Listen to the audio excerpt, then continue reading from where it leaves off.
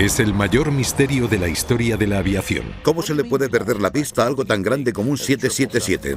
El vuelo 370 de Malaysian Airlines desapareció sin dejar rastro. Que un avión desapareciera era un hecho sin precedentes. Con pocas pruebas con las que seguir la investigación, varios expertos plantean diferentes teorías. Un incendio podría haber afectado al sistema eléctrico. La posibilidad del secuestro nos estalló en la cara. Si fue por un problema mecánico, hay que arreglarlo. Los expertos analizan más de cerca las pruebas existentes. Aprendes a no descartar nada. Y se enfrentan a una sorprendente explicación de lo que pasó. Va a ser muy difícil decir sí, ya lo hemos resuelto. No volverá a pasar.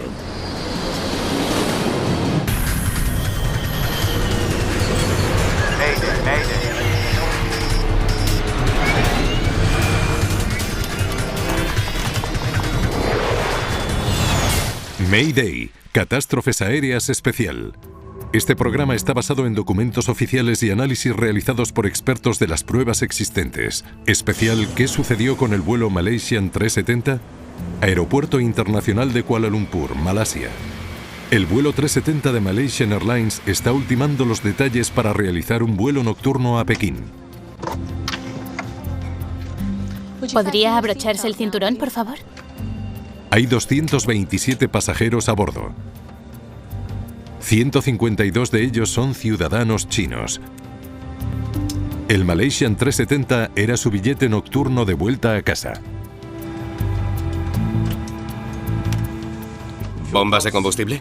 En la cabina, comprobadas. Al mando estaba Zahari Ahmad Shah, un experimentado piloto que llevaba 33 años en la aerolínea. El copiloto Farik Abdul Hamid, Flaps colocados, tenía bastante menos experiencia. Era la primera vez que pilotaba un Boeing 777 sin instructor.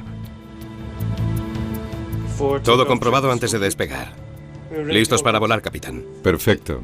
El proceso de despegar en cualquier avión comercial es un momento muy agitado. El expiloto comercial y de las fuerzas aéreas, John Nance, es un experto en seguridad aérea reconocido a nivel mundial. Es una de las razones por las que en todo el mundo se pidió que la cabina estuviese esterilizada y que no se oyera a la gente hablar, porque los pilotos tienen que concentrarse. Malaysian 370, pista 32, despejado para el despegue. Pista 32. Despejado para el despegue. Malaysian 370, gracias. ¿Por qué no les dices que ya estamos preparados? Auxiliares de vuelo, sentaos, vamos a despegar. 40 minutos después de medianoche, el vuelo 370 estaba listo para el despegue. Vale, vamos allá. Los pilotos monitorizaron la velocidad según aceleraban por la pista. V1. Rotación. El despegue fue completamente normal. Mientras el avión se elevaba, el controlador se dirigió a los pilotos a través de un punto de navegación de ruta denominado Igari. Malaysian 370, gire a la derecha hacia Igari. Recibido, rumbo Igari, Malaysian 370, gracias. El 777 es uno de los aviones más automatizados del mundo. Los pilotos pueden teclear directamente la localización del punto de navegación en el ordenador de vuelo. Igari introducido. Confirme, por favor. Ejecutar. Volar un avión tan grande como el 777 es saber gestionarlo. Más que pilotarlo como tal, hay que gestionar un montón de instrumentos electrónicos muy sofisticados. La trayectoria de vuelo del Malaysian 370 siguió entonces el puente aéreo que sobrevuela el Golfo de Tailandia antes de continuar hacia Pekín. El vuelo duraba unas 6 horas. Malaysian 370, manteniendo nivel 350. 20 minutos después del despegue llegaron a la denominada altitud de crucero, 11.000 pies. Cuando ya has conseguido elevar un gran avión, está en modo piloto automático, está estabilizado y todo está comprobado, ya puedes quitarte los cinturones y relajarte un poco. Los pilotos tenían que supervisar el piloto automático hasta que llegara el momento de aterrizar. Los controladores en Kuala Lumpur solo monitorizarían el avión mientras éste estuviera en el espacio aéreo malayo, unos 20 minutos más. Cuando el avión cruzara el Golfo de Tailandia, los controladores de Vietnam se harían cargo del aparato.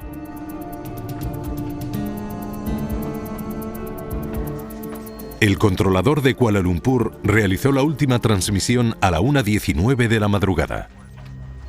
370, contacte con Ho Chi Minh 120.9. Buenas noches.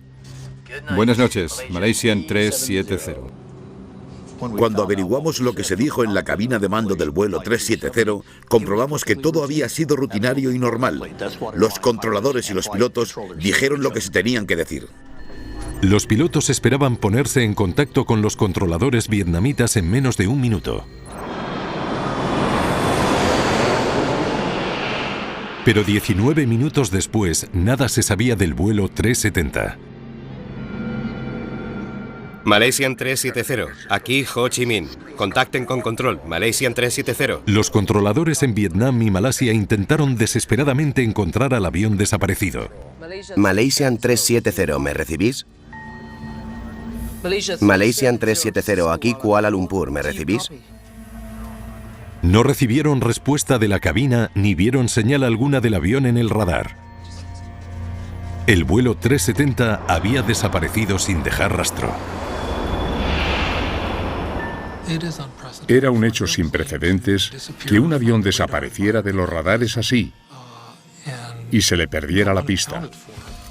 Malcolm Brenner es uno de los expertos líderes en desastres aéreos a nivel mundial. Ha estudiado el rendimiento humano en catástrofes para la NASA y las fuerzas aéreas estadounidenses e investigado docenas de los accidentes más importantes para la Junta Nacional de Seguridad en el Transporte. Este accidente ha llamado la atención de todo el mundo como jamás lo había visto en 40 años de carrera. Este se va a convertir en el misterio número 1 de la historia de la aviación comercial y de la historia de la aviación en general.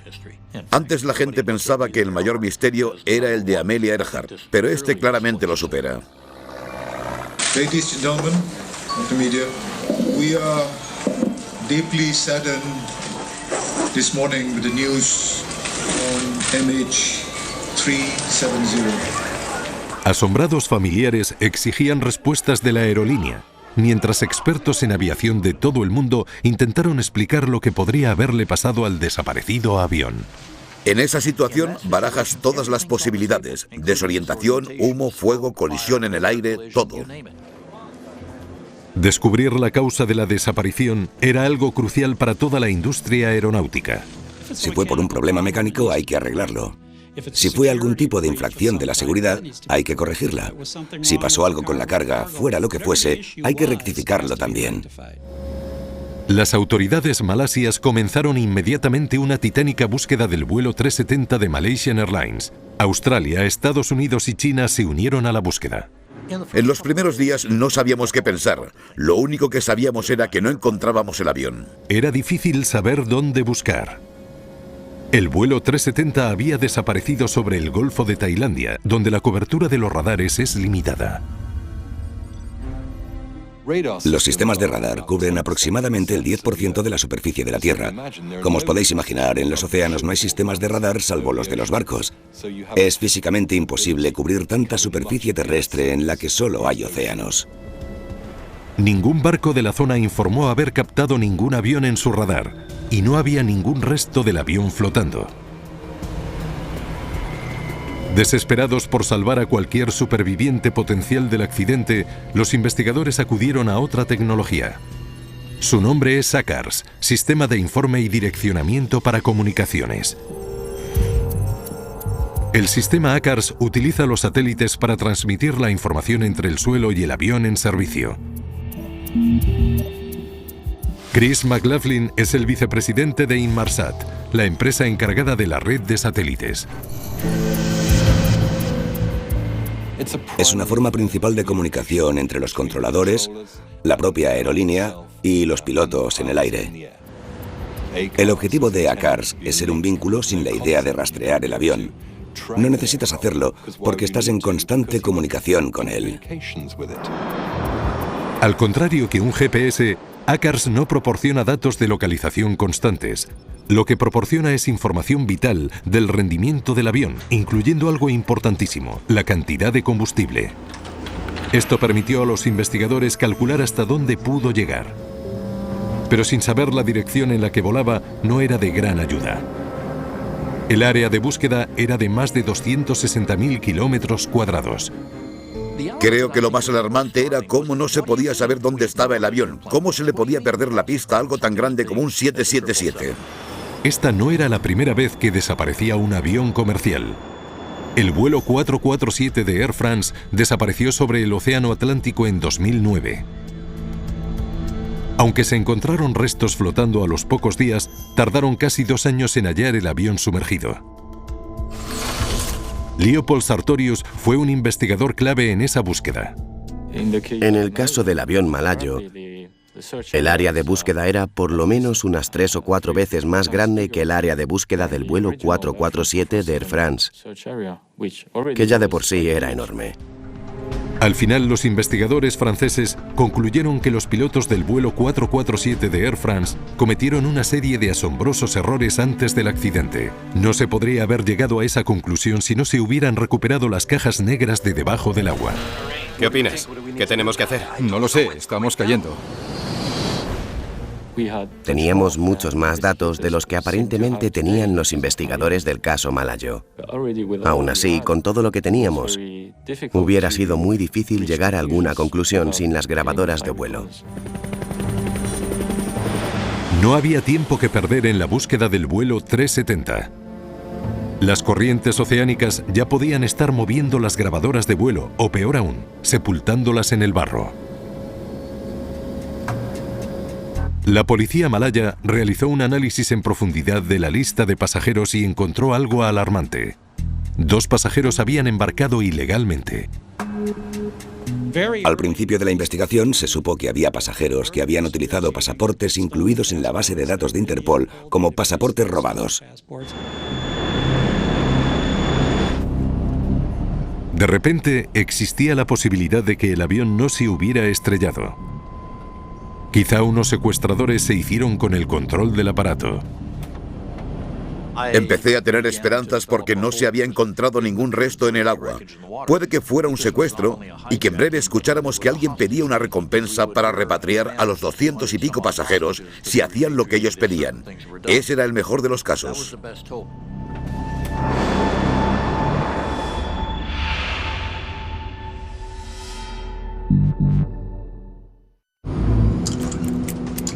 ...370, contacte con Ho Chi Minh 120.9. Buenas noches. Buenas noches, Malaysian 370. Tras el 11 de septiembre, las posibilidades de secuestro son muy remotas. ¿Quiere un café? No, estoy bien. Pero no imposibles. En cualquier investigación de un accidente aprendes a no descartar nada.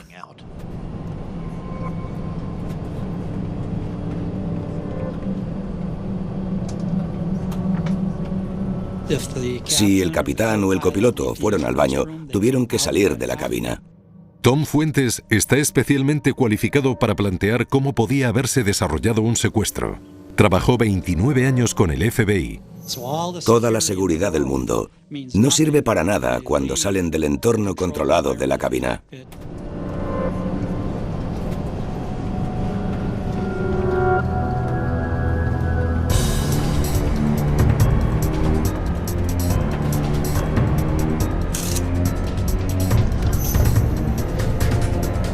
Llévame a la cabina o la mato.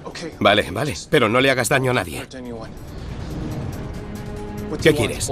Abre la puerta de la cabina. Vale. Ahora. Vale. La falta de exigencias no suele ser habitual, pero los secuestros no siempre salen según lo planeado.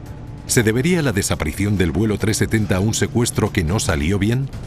Siempre hay posibilidades de que pasara lo que pasara en el avión malayo saliera mal. Por una razón o por otra no salió como se esperaba. Esa es una de las razones por las que es difícil de entender. En 1996 se produjo un secuestro fallido a bordo del vuelo 961 de Ethiopian Airlines. El Boeing 767 realizaba un vuelo regular de Addis Abeba a Costa de Marfil cuando 3 jóvenes etíopes dieron el golpe.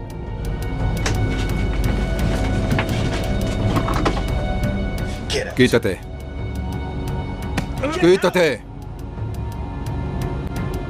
Rumbo a Australia. ¿Qué? ¡A Australia! No tenemos suficiente combustible.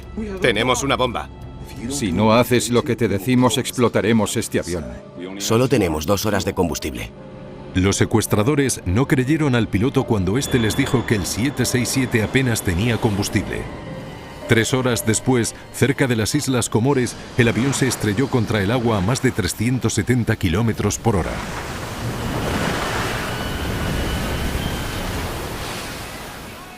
Fallecieron 125 de las 175 personas a bordo, incluidos los 3 secuestradores. ¿Pudo un secuestrador llegar hasta la cabina del vuelo 370? Tranquilo, estoy tecleando la dirección. ¿Ves?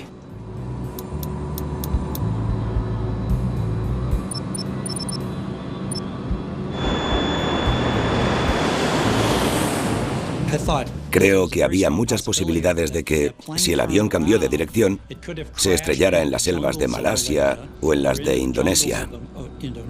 Si atravesó toda esa vegetación y acabó en una ciénaga, lo que hubiera impedido que encontráramos el fuego, sería muy fácil que el avión hubiera impactado en la selva y no lo encontrásemos. Agencias en todo el mundo analizaban los radares en busca de pruebas. Hasta que el 11 de marzo, 3 días después de la desaparición, los militares malayos mostraron datos de un radar que apoyaban la teoría del secuestro. 3 minutos después de su última llamada por radio, el vuelo 370 realizó un claro cambio de rumbo. Cuando supimos que el avión hizo un giro brusco a la izquierda justo después de la última llamada por radio al controlador aéreo de turno, la posibilidad de un secuestro nos estalló en la cara. Esa posibilidad adquirió más fuerza cuando salieron a la luz fotos de un viaje anterior del copiloto Farid Hamid. Se especuló mucho con que no siempre mantenía la cabina cerrada. Si alguien de la tripulación es, pongamos, propenso a saltarse las normas y dejar que pase gente como señal de compañerismo, quizá le acabe abriendo la puerta a cualquiera. Puede que solo sea una chica guapa, pero que esa chica lleve una pistola en el bolso. Puede que solo tuvieran un arma pequeña o hicieran creer que tenían un arma. Y con eso se metieron donde querían y como querían. Rumbo a Australia. ¡O le mato!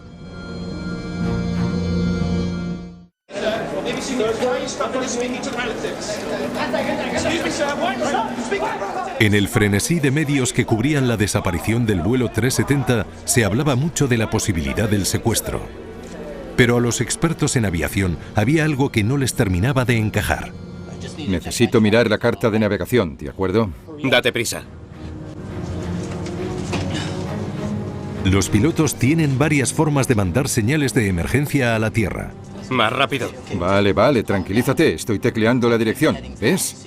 Hay radios por las que comunicarte, frecuencias para emergencias. Puedes teclear algo en el sistema ACARS. Tienes un código que si lo metes en el transpondedor, al instante todo el mundo de la aviación sabrá que ha sido secuestrado. A esos códigos se les llama graznidos. Envían una frecuencia especial hacia la torre de control y a la aerolínea y les informa de que es el código de un secuestro. Pero los controladores aéreos nunca llegaron a recibir ningún código ni ninguna alerta por parte del vuelo 370. Y una intensa investigación policial desestimó las sospechas sobre los pasajeros que viajaban con pasaportes robados. No tenían ninguna relación con el terrorismo. De hecho, nadie a bordo parecía tener ningún vínculo con ningún grupo terrorista. Se investigó a miles de personas. Se hicieron muchas entrevistas. Preguntaron a todos los familiares. Creo que al menos la gente debería darse cuenta de que fue una investigación muy exhaustiva. 370, contacte con Ho Chi Minh 120, decimal 9. Buenas noches. Buenas noches, Malaysian 370. Con la posibilidad del secuestro perdiendo fuerza, las autoridades se centraron en las pocas pistas que tenían, incluyendo una inquietante sincronización. 2 minutos después de la última comunicación por voz de la cabina, el transpondedor del vuelo 370 dejó de funcionar. Los transpondedores transmiten información como el número de vuelo y su posición a los controladores en tierra. Perder su señal dificulta poder rastrear el avión.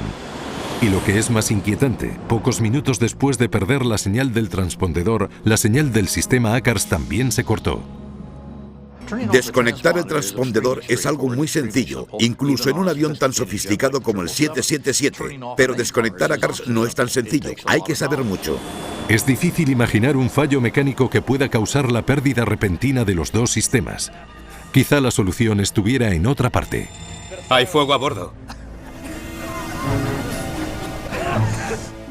Después de unos días, 2 posibilidades empezaron a coger fuerza. Una que había sido un acto deliberado y 2, una emergencia masiva. ¡Socorro! Tiene que permanecer sentado. Use esto para respirar. Estamos perdiendo muchos sistemas. Un fuego en el avión es una de las emergencias más catastróficas a las que se pueden enfrentar los pilotos, El transpondedor no funciona y hay un problema con la hidráulica. ya que puede dañar numerosos sistemas, incluidos los electrónicos. También hemos perdido a ACARS. A veces, Mascarillas. de una manera impredecible.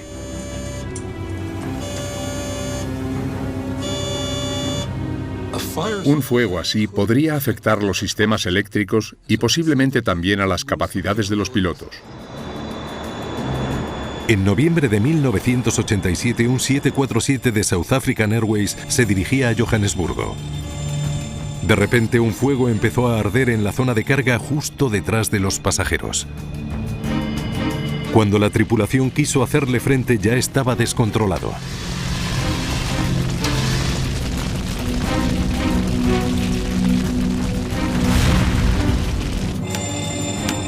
Vuelve a comprobar el cuadro eléctrico. El piloto inició un descenso forzoso. Mauritius, Springboks 295. Springboks 295. Mauritius, buenos días, adelante. Buenos días, tenemos un fuego a bordo. Vamos a descender de emergencia a nivel 1.5. Un humo denso y nocivo inundó la cabina y el piloto perdió el control de instrumentos clave. Hemos perdido muchos sistemas electrónicos. Ya no nos queda nada en el avión. El 747 de South African Airways jamás llegó a su destino. 159 personas fallecieron cuando el avión impactó en el Océano Índico. La lista de la carga del vuelo 370 de Malaysian Airlines reveló que contenía elementos potencialmente peligrosos como 220 kilos de bacterias de iones de litio altamente inflamables. ¿Podrían haber provocado un fuego catastrófico? ¿Acaso la cantidad o el peso de las baterías de iones de litio excedía de los estándares normales que se consideran seguros? ¿O violaron las normas al introducir demasiadas y después las cambiaron a una zona de carga incorrecta en la que el fuego que inhibió los sistemas no era tan violento? Hay fuego a bordo. Mayday, Mayday. Aquí Malaysian 370. Hay un fuego a bordo. Hemos perdido a ACARS. Un fuego repentino podría explicar tanto el fallo de los instrumentos de la cabina como el abrupto giro a la izquierda. Deberíamos dar media vuelta y volver al aeropuerto. De acuerdo. Giro a la izquierda. Rumbo 240. Puede que los pilotos cambiaran de dirección para prepararse ante un aterrizaje de emergencia. Los pilotos tienen oxígeno. Una de las primeras cosas que deben hacer en caso de incendio o fuego es ponerse las mascarillas de oxígeno. Eso les da al menos 1 hora de margen, por lo que existe esa posibilidad. Pero la teoría del incendio tiene un fallo evidente. El principal problema por el que no me convence la hipótesis del fuego, la principal razón, es que no hubo una llamada de radio. La alarma de incendio de la carga debería haber sonado antes de que el fuego se extendiera. Lo primero que yo haría es ponerme la mascarilla de oxígeno y asegurarme de que mi compañero o compañera también la lleva. Declararía el estado de emergencia. Inmediatamente después cambiaría la dirección del avión y buscaría el aeropuerto más cercano. Existe otra convincente razón para dudar de que fuera un fuego lo que acabó con el vuelo 370. En Londres, un pequeño equipo de ingenieros de Inmarsat descubrió algo alarmante. El equipo empezó a investigar el domingo y encontraron algo que no se podían creer. Lo que averiguaron aportó nuevas e inquietantes ideas sobre los misteriosos acontecimientos que se produjeron a bordo del vuelo 370. Técnicos de Inmarsat descubrieron algo asombroso.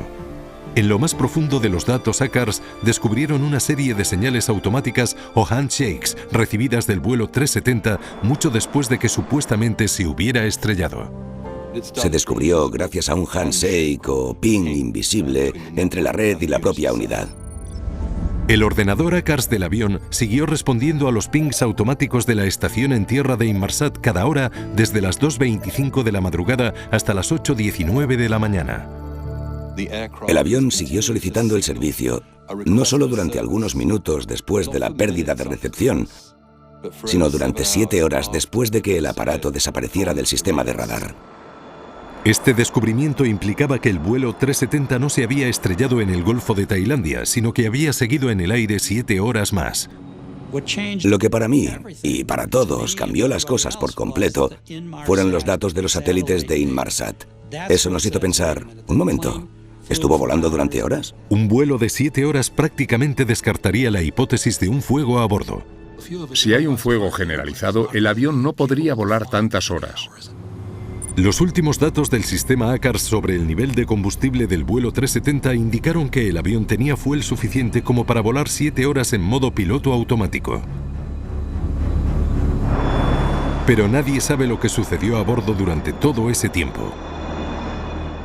Ahora sabemos que fue en una dirección concreta, que siguió volando miles de kilómetros, voló durante horas. Si estaban vivos o no, no lo sabemos. Cuando los depósitos de combustible del aparato se vaciaron, los motores se habrían apagado uno después del otro, haciendo que el 777 comenzara a girar en una rapidísima espiral hasta que se estrelló contra el océano. Esta nueva posibilidad recordaba enormemente a otro misterioso accidente. En agosto de 2005, el vuelo 522 de Helios Airways se dirigía a Chipre desde Atenas.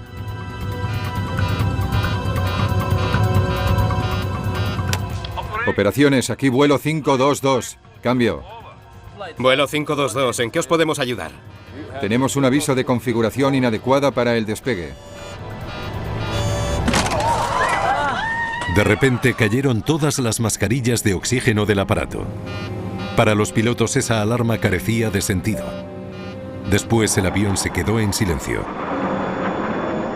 1 hora y media después, las fuerzas aéreas griegas lanzaron 2 reactores caza para investigar. Vieron a alguien inclinado sobre los controles en el asiento del copiloto, pero ni rastro del piloto. Control, hay una figura en la cabina de mando del Helios 522, pero no responde.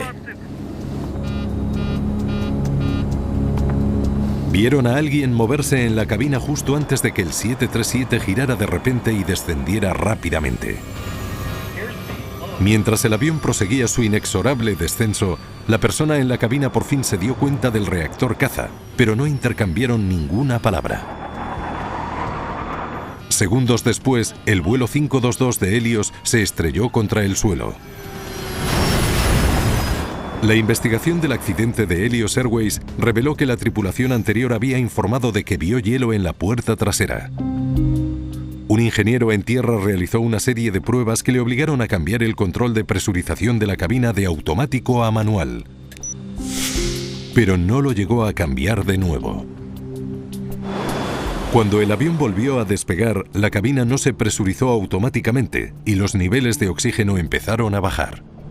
La hipoxia puede provocar dolor de cabeza, confusión, dificultad para comprender lo que pasa, pérdida de memoria, dificultades para respirar y lo que es especialmente peligroso de la hipoxia, y a los pilotos se les avisa de esto, es que no te das cuenta de que no estás en buenas condiciones físicas. Las mascarillas del techo se despliegan cuando la presión baja demasiado, pero solo proporcionan oxígeno durante unos 12 minutos. Los pasajeros y la tripulación se fueron quedando poco a poco sin oxígeno hasta caer en un profundo sueño. Todos en el avión estaban inconscientes, salvo un auxiliar de vuelo que sí seguía recibiendo oxígeno. Cuando este auxiliar de vuelo llegó a la cabina de mando, el avión se había quedado sin combustible. no pudo hacer nada para salvar el aparato.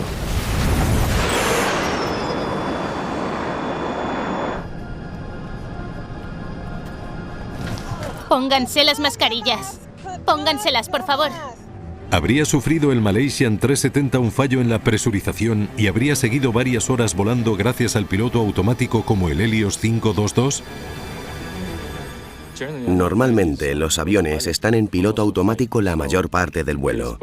En caso de que los dos pilotos no pudieran hacerse cargo del avión, el piloto automático haría lo que tiene que hacer.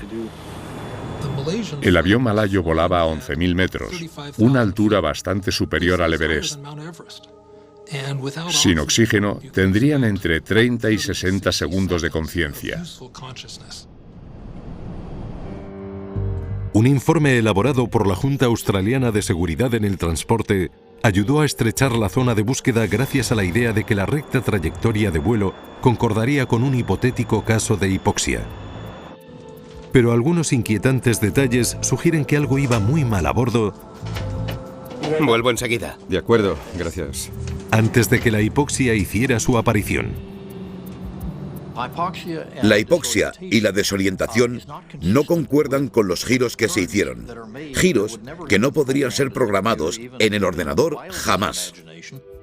Un meticuloso análisis de las pruebas demostró que el vuelo 370 hizo 3 giros en la hora y media posterior a la última llamada por radio.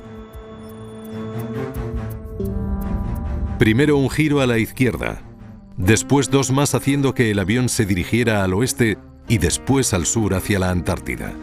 Para Malcolm Brenner, esos giros sugieren que alguien en la cabina de mando cambió deliberadamente el rumbo del avión.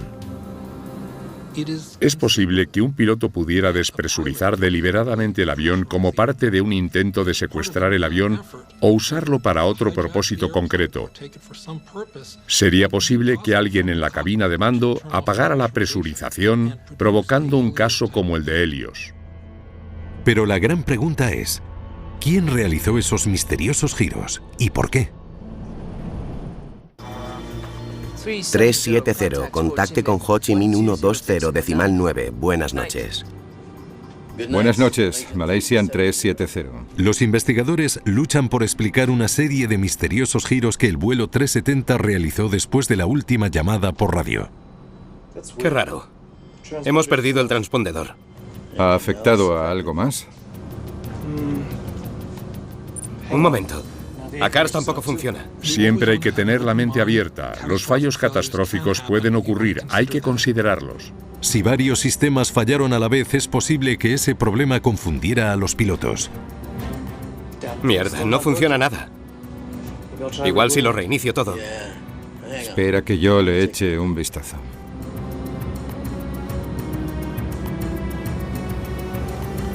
¿Esa es nuestra altitud? ¡Mierda! ¡Tierra, tierra! ¡Elévense! Pero considerando todos los datos del vuelo 370, esa hipótesis no se sostiene. El 777 cuenta con múltiples sistemas de apoyo. Es prácticamente imposible que fallen lo suficientes como para poner el vuelo en peligro. La idea es dejar que los aviones se encarguen de que todo esté respaldado, incluso los sistemas de respaldo. La hipótesis de los múltiples fallos tampoco encaja con el hecho de que el avión siguió volando 7 horas. No parece encajar con las pruebas que conocemos del vuelo. Para los investigadores como Brenner, las pruebas hacen que sea difícil ignorar una extraña aunque horrible posibilidad: que el vuelo 370 fuera derribado por un ataque humano deliberado.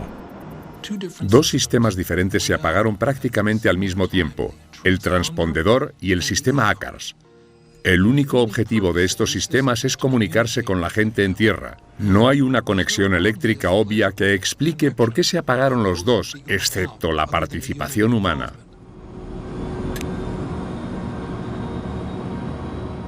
Todo se reduce a un acto deliberado de alguien por alguna razón. Si alguien derribó al Malaysian 370, no sería la primera vez en la historia de un avión comercial. Ha habido 6 accidentes en los últimos 40 años en todo el mundo en los que se ha producido algún tipo de acto deliberado. En varios casos parecían acciones impulsivas, pero en 2 de ellos parecía que los pilotos, a pesar de tener problemas psiquiátricos, lo habían estado planeando meticulosamente, escondiendo el hecho de que lo que querían hacer constituía un crimen. Ese fue el controvertido hallazgo realizado por un equipo de investigadores estadounidenses tras el trágico accidente del vuelo 185 de Silk Air. En breve serviremos la comida. El 19 de diciembre de 1997, un Boeing 737 volaba de Yakarta a Singapur. Buenas tardes, señoras y señores. Les habla el piloto. Mi nombre es Chu Wei-min. Al mando de este avión está hoy conmigo el copiloto Duncan Ward. Instantes antes de la última llamada de radio programada de los pilotos con los controladores indonesios, el avión giró bruscamente y comenzó a caer en picado. No hubo supervivientes. Los investigadores consiguieron recuperar la grabadora de datos de vuelo y la grabadora de voz del aparato. Cuando queráis. Pero alguien apagó ambas grabadoras antes de que el avión se precipitase al vacío. Perfecto. ¿Quieres agua? Los investigadores descubrieron que el piloto del avión, Su Wei-min, había perdido recientemente más de $1 millón en la bolsa y debía pagar esa deuda en cuanto llegara a Singapur.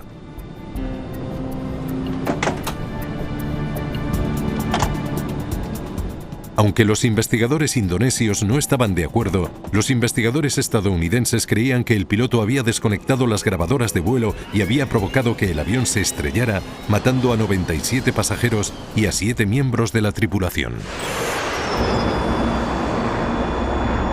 Malaysian 370, manteniendo nivel 350. Algunos expertos creen actualmente que el vuelo 370 fue abatido deliberadamente. Yo creo que alguien lo hizo, uno de los pilotos. Puede que fueran 1 o 2 las personas que estaban a cargo de mantener a salvo el avión, u otra persona. No lo sabemos. Volando a 11.000 metros... ¿Puedes traerme un café mientras termino de comprobar esto? Sí, capitán. Quizá el piloto del Malaysian 370 encontrase una excusa para que el copiloto saliera de la cabina de mando. Vuelvo enseguida. Gracias. El piloto del vuelo era toda una autoridad. Él estaba al mando. Podía ordenar al copiloto que volviera a la cabina de mando por diversas razones, algo que el copiloto no podía. De los dos, el piloto es al que habría que prestarle más atención. ¿Me das un café para el piloto? Solo en la cabina le habría sido fácil desconectar el transpondedor y cambiar el rumbo hacia una zona con pocos radares.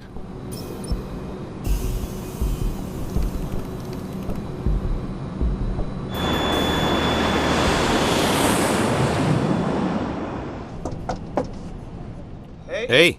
¡Ábrame! Unos minutos después podría haber intentado desactivar ACAR sin darse cuenta de que parte de la señal seguía activa. ¿Se encuentra bien?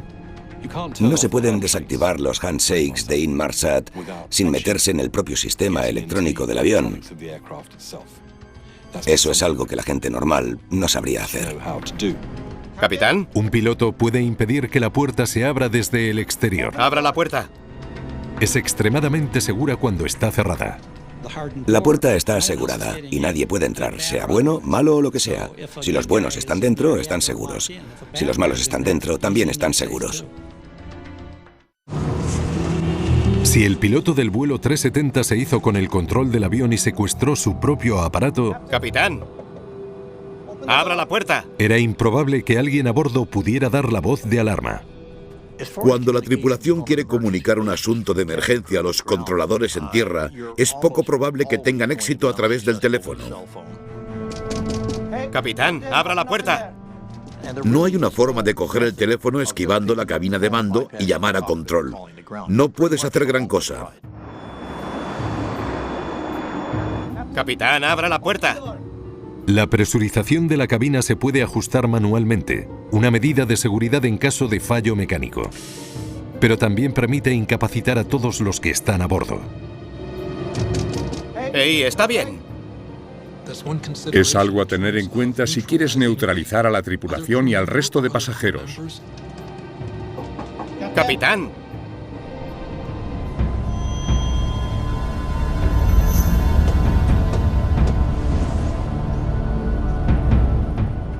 Cualquiera que no tenga oxígeno es vulnerable.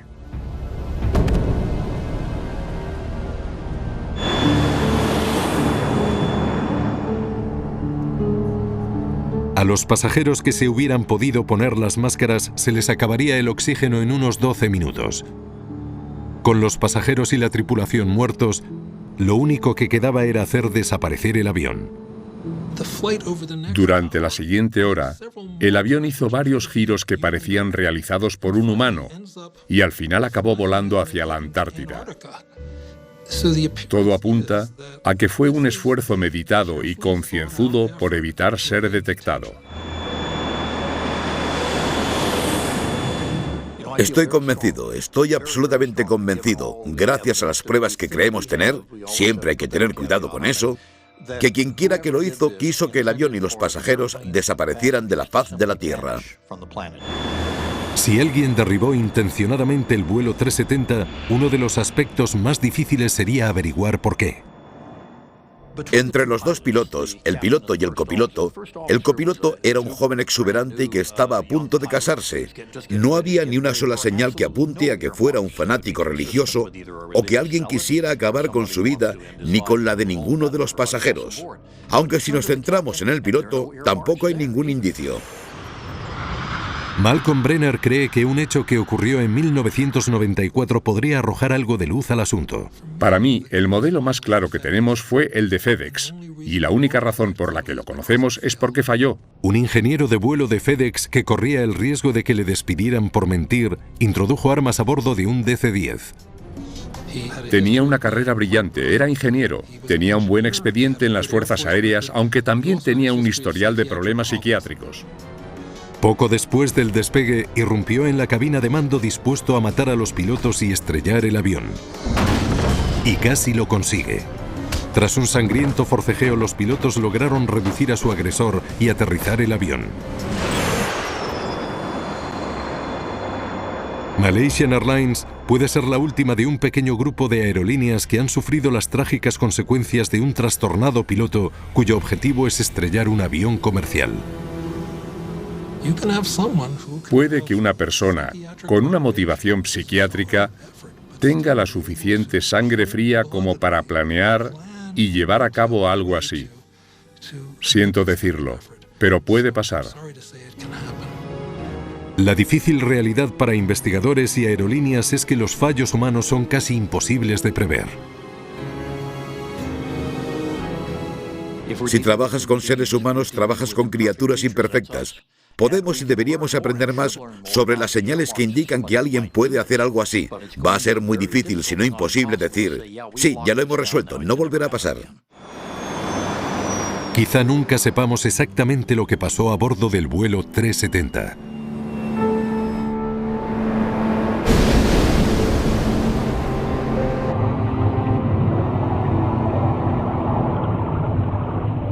Aunque puede que ya hayamos aprendido la lección más importante de esta tragedia.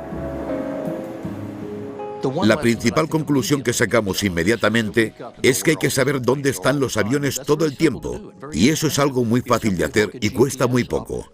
Solo hay que poner un GPS a esos transmisores, algunos ya están ahí, para que envíen su posición cada 5 o 10 minutos y asegurarnos de que nadie en el avión pueda apagarlos. Puede que una de las primeras cosas que pasen es que las aerolíneas decidan rastrear todos los aviones y eso se note a la hora de vender los billetes. O quizá la FAA estadounidense lo haga obligatorio. Todo el mundo está interesado en saber y averiguar qué pasó. Lo que podemos hacer es empezar por evitarlo para que no vuelva a pasar nunca más.